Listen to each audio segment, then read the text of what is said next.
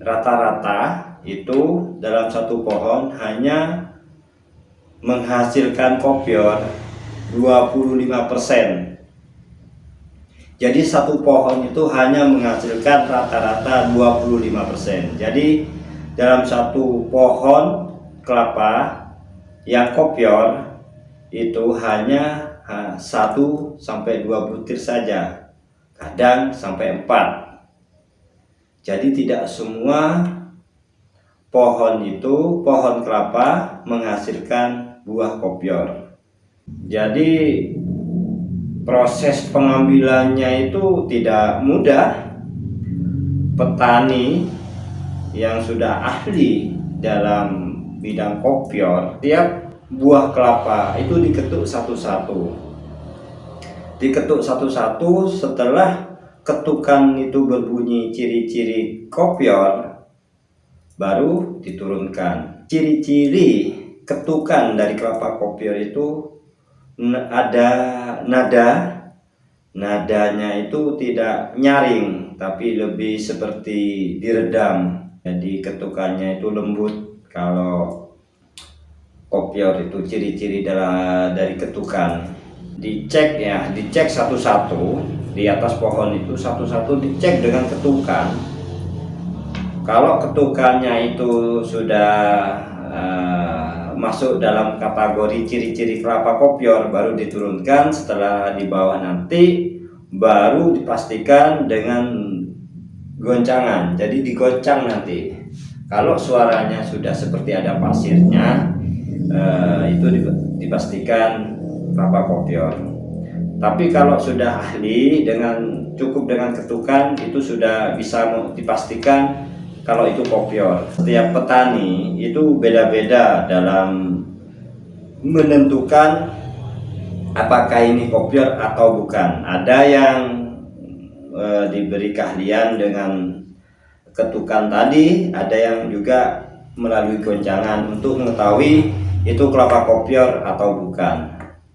Kabupaten Lumajang itu mempunyai jenis kelapa kopior tipe dalam. Jadi pohonnya sangat tinggi. Itu tantangan tersendiri untuk petani untuk mencari buah kelapa kopior, karena dalam satu pohon sekian banyak buah kelapa itu nanti dicek satu-satu dengan cara ketukan. Jadi satu-satu buah kelapa itu dicek satu-satu dengan ketukan. Jadi tantangannya sangat besar sekali. Kadang-kadang petani itu dalam satu hari bisa manjat sampai 50 pohon hanya untuk mencari kelapa kopior. Biasanya hanya dapat 5, paling banyak itu sekitar 10, itu pun paling banyak dari 50 pohon. Jadi memang buah kelapa kopior ini memang susah dan langka sekali. Prosesnya juga pun sangat rumit dan tidak mudah, karena memang butuh kejelian, butuh ketelitian, dan juga butuh keahlian dalam mencari kelapa kopior. Untuk di Lumajang sendiri tidak ada perawatan khusus kelapa kopior itu dengan sistem asal tanam, karena para petani itu asal tanam,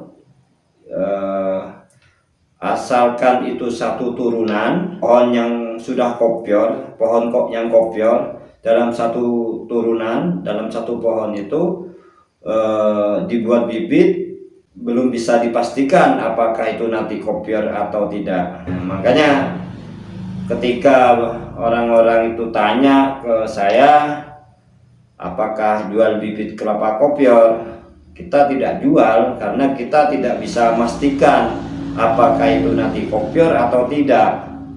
Soalnya tidak ada perawatan khusus ketika petani itu untuk menanam pohon kopior itu dengan cara satu turunannya itu sudah, kalau pohon itu sudah kopior ya satu turunannya itu nanti ditanam untuk dijadikan bibit.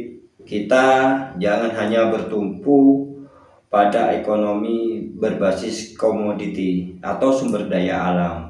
Kita harus mampu merambah ke ekonomi pengetahuan agar sumber daya alam ini bisa menghasilkan nilai tambah.